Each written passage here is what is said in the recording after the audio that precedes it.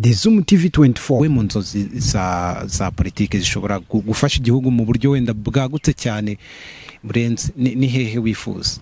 Nta na hamwe nanga politike urunuka mbwo ndi kumva nkura ko kubita nkurushye. Niyo utayikina nyine utari mu banyapolitiki bayikina uyibamo nk'umuturage, kuko niba nyine hari politiki runaka leta runaka yashyizeho ikugeraho nk'umuturage. Ariko ngiye ibintu bya politiki ngo ndajya kuba umunyapolitiki mu izina rya Yesu, mu izina rya Yesu, mu izina rya Yesu. Bameze neza mu bice bitandukanye, ntabwo dutinda ibintu. Twabonye ko corona yatumye abantu bazajya bihuta bakibuka no gusevinga. Uyu munsi turi kumwe na Clarisse Karasira. Amakuru yanjye ni meza. Yaciye imyaka ni imyaniko, ni imyaka nako itagira imyaniko, ni umwaka. Nzi kamera narindi gutebya mvuga ko wabyibushye cyane.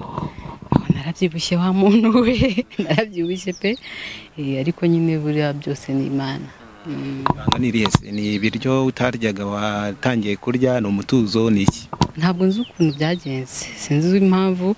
Aha rubanza rwo wenda se najyaga muri gym mbere koronije sinasubirayo kubera babifunze, simbizi nako. Ariko nta kintu bintwaye. Wambaye neza. Murakoze cyane. Iki ndihuta cyane kugira ngo nawe uze no kwihuta. Kubera iki wahisemo kwambara gutyo ayo mabara n'urunigi no mu mutwe ushyiramo akantu keza? Tubwire, ninde wakwambitse? Ni wewe witekereza uko wambara? Nibyo nitekerereza, sinatekereza ko rwose aba ari ngo ndi kurimba. Nyine ngiye ntabwo nyine mba mvuga nti bino barumva nyine kuba nambaye nyine nagiye kwambara gusa. Kumva wambaye uri kwishe. Ukunda kwambara ibintu bigeze hasi cyane. Umuntu akunda kuvuga ngo by'abadeperi nzakagenda, n'ubundi abantu bashobora kwibaza Karasira no mwadeperi usanzwe cyangwa n'imyambarire ahitamo. Niko numva mbikunze muri ibi bihe. Ntabwo ari uko ndi umwadeperi, uretse ko nanayikunda cyane. Hanyuma twihute gato tujye ku ndirimbo nshya. Ni indirimbo nshya ufite indirimbo nyinshi zagiye zikundwa n'abantu. Ni wowe muhanzi nabonye kuri YouTube ye ushobora gushyiraho indirimbo rimwe na rimwe comment zikaba zanarutana views. Ubyakira gute kubona ushyiraho indirimbo abantu benshi bakayakira?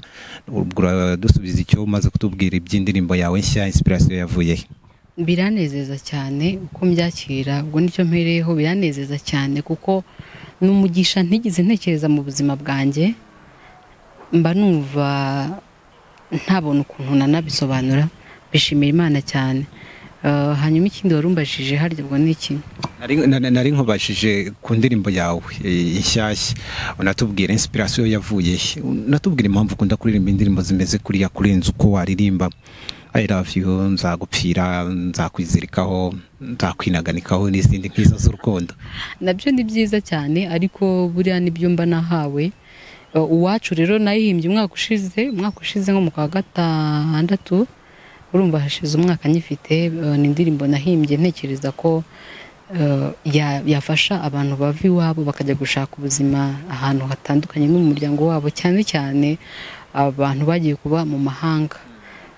Ni indirimbo nshimira Imana ko imaze icyumweru gutyo isohotse, imaze kurebwa n'abantu benshi bagera mu 120 ingahe, kandi rwose nta nubwo nigeze mbona igihe cyo kuyisakaza cyane.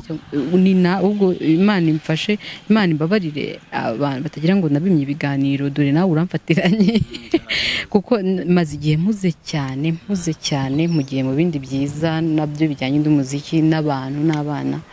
Urumva rero ni indirimbo nahimbye nkunze, kandi n'ubu nkunze cyane, nanishimira uko abantu bayakira. Hanyuma Karasira kuva yatangira umuziki umuntu yavuga ko akunda gukora indirimbo ze wenyine, ntago ukunda gukora amakorabo? Ntabwo ari uko ntabikunda, yewe hari n'abantu benshi twabitekerezanyije, ariko buriya ntekereza ko igihe kitaragera, kubera ko hari ibintu nkihugiyemo bijyanye n'umuziki wanjye bwite n'ibindi bijyanye nanjye bwite, bitatuma aka kanya nsohora indirimbo ndi kumwe n'abandi, ariko ko ibihe bizaza bazazibona ndetse nyinshi. Clarisse, ndakumenyereye uri inshuti y'abana. Ko numbwiye ngo ndakumenyereye.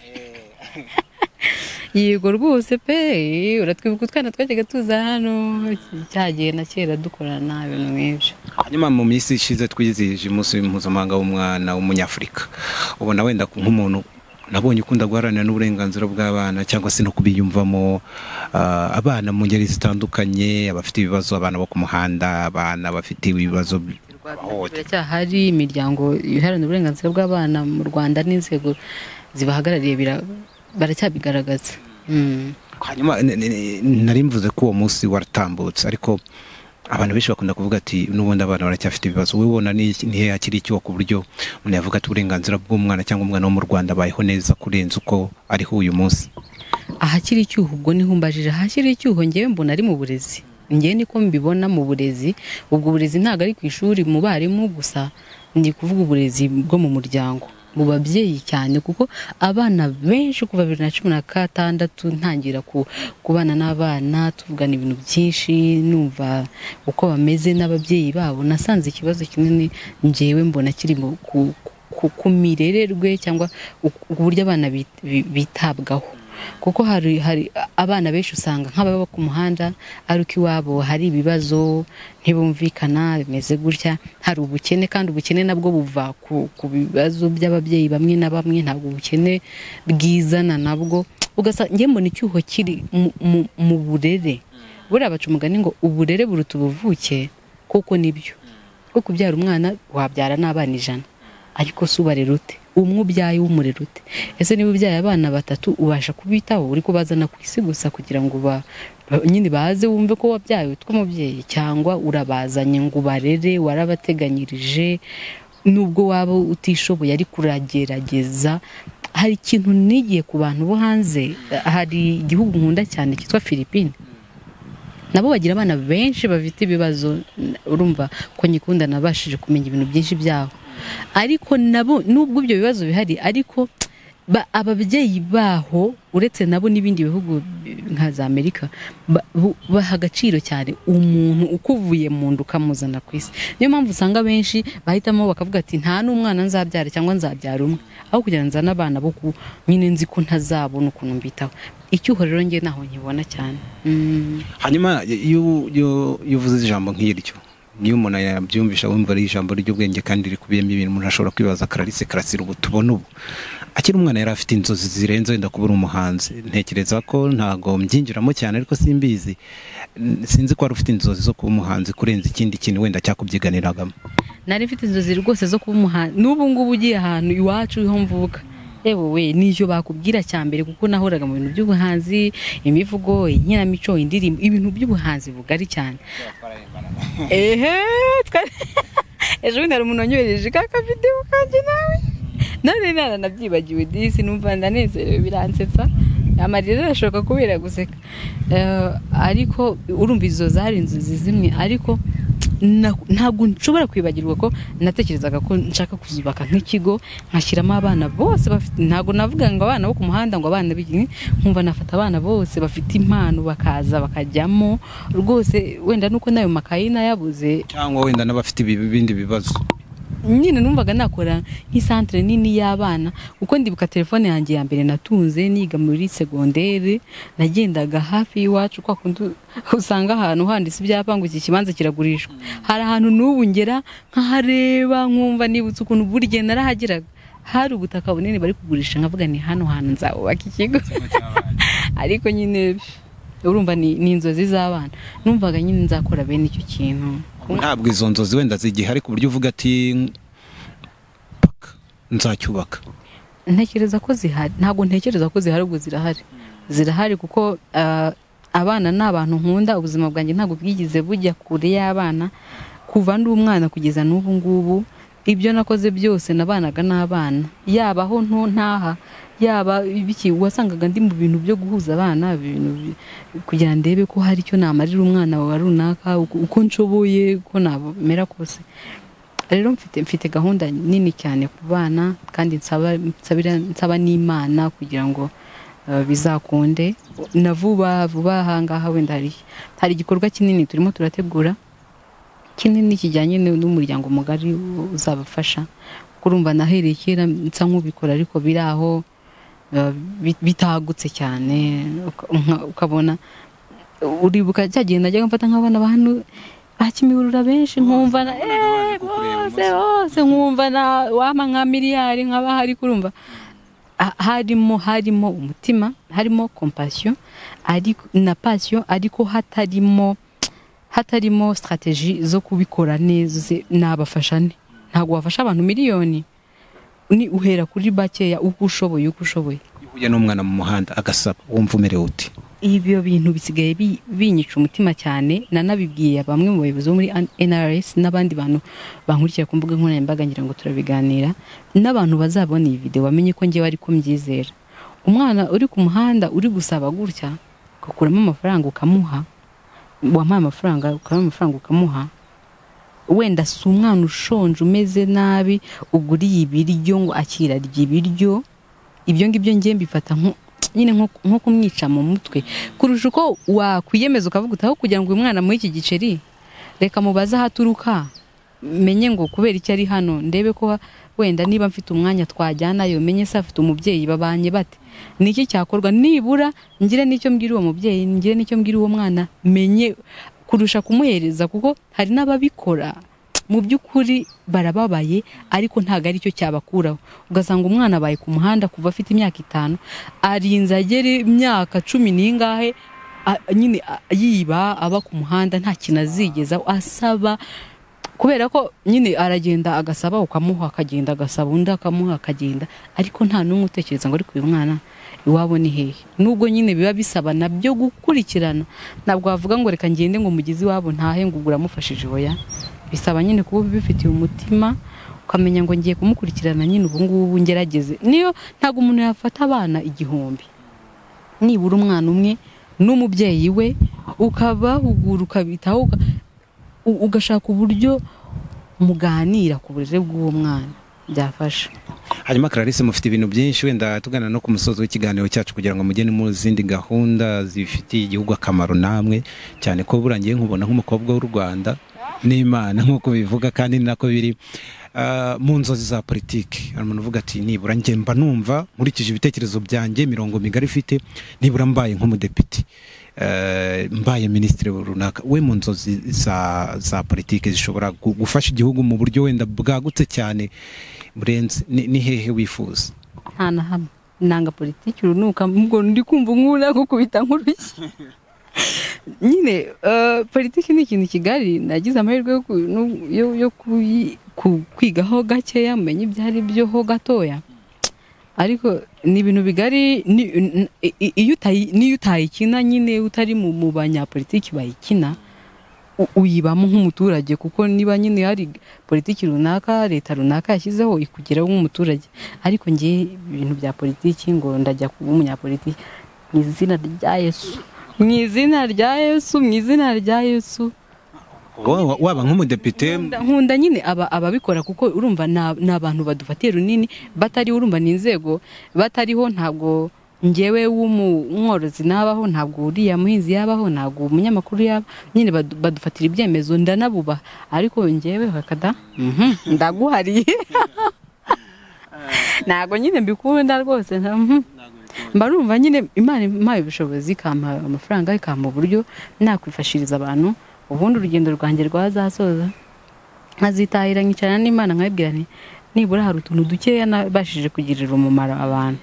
Nibyo. Hanyuma Clarisse, uri umunyarwandakazi, ni iki wishimira 2020 niyo turimo, kuba uri umunyarwandakazi cyangwa ukavuga ati okay, I'm proud?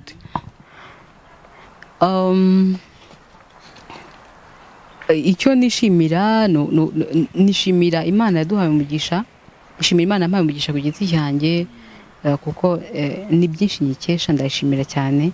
Nshimira Imana ukuntu ikomeje u Rwanda, ukuntu rushaho gutera imbere. Biranezeza cyane kubona turi mu gihugu cyiza cy'amahoro, kimeze neza, ubasha gukora ibyo ushaka, ubasha kubaho neza, biranezeza cyane. Urumva 2020 nyishimira Imana kuba nyine twarateye intambwe tukayegeramo, ariko nkanayisabira Imana ngo idohore mugani w'abandi. Uyu mwaka wazanye ibintu byinshi bitunguranye, yavuga ngo bawurashe nabi, ngo nugusubiriza inyuma cyangwa tugataruka. Ariko hari igihe ikintu kibi kibaho kugira ngo kugira ngo bigaragaze ubushake ububasha bw'Imana. Hari impumyi yo muri Bibiliya, ntabwo nibuka neza inkuru, gusa nibuka umusozo w'inkuru ngo Yesu niba arayikijije, noneho yaragiye kuyikiza, noneho ngo abigishwa baramubaza, abantu bambabara ntabwo mbizi neza ariko ndumva biri muri uwo murongo. Ni Matayo. Oya ntabwo muri Matayo, reka mbwiye ko ibyo ugiye kuvuga, reka sigaye nere. Reka mvuge akonze. None yabajije ngo ikosa ni iryande. Ikosa ni iryande, ababyeyi be cyangwa niwe? Aravuga ati hoya, ikosa nta nyiri ikosa, ngo ibi byose byabaye kugira ngo imirimo y'Imana igaragarire muri we. Ubwo rero hari n'igihe ibintu bibi biba kugira ngo twongere ahari twibuke ko hari uwo dukesha ubuzima, hari uwo dukesha byose, ko ubwenge bw'umuntu butihagije. Nabivuze mu ndirimbo Mwana w'umuntu, nayo baze kuyumva. Indirimbo nziza cyane yanaje mu gihe cyiza. Hanyuma ira ndirimbo yawe abantu barazisanga ku mbuga nkoranyambaga zawe, bwo ni YouTube na Instagram, bakomeza gukurikira, nabonye maze kugera n'abantu benshi cyane. Hanyuma mu butumwa bw'ibanze numvishe muri ira ndirimbo yawe, sinzi niba tubwumva kimwe, byumvikana ko umuntu ashobora kuva nkanjye navuye Rutsiro nze Kigali, ariko sinzi bagirwa ko ndi wirutse nonge subiraho nahateza imbere. Hari abajya no hanze bakajya muri Amerika hanze kure, ariko rimwe na rimwe bakanagumayo ntibazi. Nanga umuntu yari kuvuga muri Amerika cyane ariko nyine ni heza. Ariko hanyuma ubutumwa rusange bw'irandirimbo, kubera iki wibanze ko umuntu niba agiye nko muri Amerika ati bagera muri Aziya, ujye utanga urugero muri Aziya cyangwa muri Zambia. Cyumva ko niba agiye ari ngombwa ngo azagaruke mu Rwanda, kandi rimwe na rimwe wenda baba baragiye gushaka y'ubuzima burenze. Igitekerezo kirimo, filozofiya irimo nini, ni ukuba umuntu wagiye ahantu yibuka biba, ushobora no kutagaruka bitewe n'uko ubuzima bwabaye bwiza, ariko nyine ukahateza imbere. Tubona aba diaspora benshi bafatiye runini igihugu, bohereza inkunga nyinshi mu bintu runaka, Imana ijya ibaha umugisha, babikorana umutima cyane, n'abandi rero bababonereho. Ntabwo ari ukuvuga ngo umuntu azave aho yagiye niba abona ari mu mata, ariko ajya yibuka ko niwabo hari amata, hari n'ubuki, kandi hakiri n'imizinga ikenewe kujyamo ubuki bwinshi. Hanyuma rero nicyo wabwira abafana bawe dusoza? Abantu bankunda ndabashimira cyane, mbashimira Imana mu mutima wanjye, bimvuye ku mutima cyane. Imana ikomeze bamugisha, kandi dukomeze banshyigikire, dukomeze dushyigikirane. Ndumva ari icyo ngicyo nababwira. Bakomeze barebe indirimbo yanjye ku mbuga nkoranyambaga, niho tuganirira byinshi, kuri Instagram na Twitter. Ni Clarisse Karasira kuri Twitter, kuri Instagram ni Karasira Clarisse, reka na Facebook ariko nyine wenda ho hariho abantu benshi bitwa Clarisse Karasira. Urumva niho duhurize ibiganiro cyane. Mfite imishinga myinshi nshaka ko dusangira nabo, urumva rero dukomeze tuhahurire.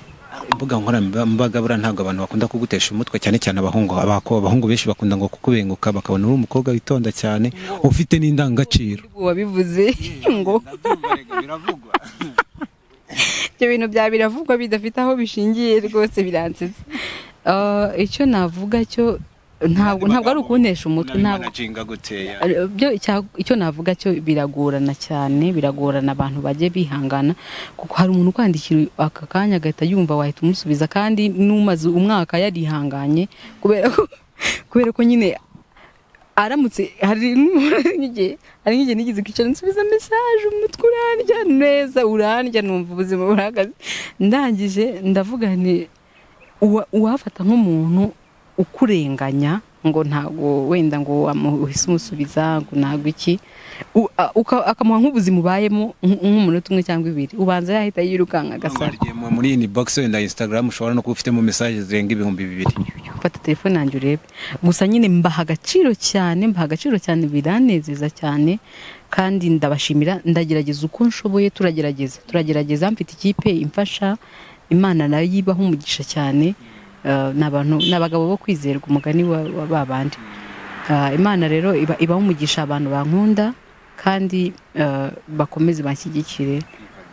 hanyuma ngushimire cyane Clarisse Karasira kuba wigomwe ukaduha umwanya wawe w'ingenzi kandi twizere ko abantu bagukunda ubwo ni njyewe ubayoboye wari uzwi ari njyewe ubayoboye abo bantu mbeshye ariko nanjye ndabakunda cyane twese tugere rero kuri channel ye dukande subscribe ikindi iyo umaze gukanda ahubwo hari channel yanjye nshyashya yitwa Karasira Clarisse Rwanda kuri YouTube yaba ariyo bakurikira cyane yo barayisanga Clarisse Rwanda iriho ibitandukanye na indi yawe iriho ibiganiro ibintu by'ibiganiro ntabwo ari indirimbo ko yindi yo ni y'umuziki ariko iyindi iriho ibiganiro bifasha ibiganiro nagiye nyibonaho ibiganiro ikabaho n'imivugo n'ibindi byiza hanyuma ngushimire tuzahurire mu bukwe se si hafi ugora ugiye kuvuga ngo tuzahurire mu ijuru yego ko mu izina rya ubwo rero ntabwo ushaka kujya mu ijuru ariko mbwiye ati ahubwo tuzahurire mu bukwe bwawe kuko nzaba ndi imbere naho nta kibazo igihe buzabera nta kibazo rwose cyane muzamfasha bakirambiranye se ntabwo mbizi ntabwo nabimenye hanyuma Clarisse Imana iguhire urakoze cyane nawe utarakanda subscribe kanda ku kamenyetso k'umutuku kanditseho subscribe kugira ngo uzajye ubona n'izindi video zitandukanye utasanga ahandi turabakunda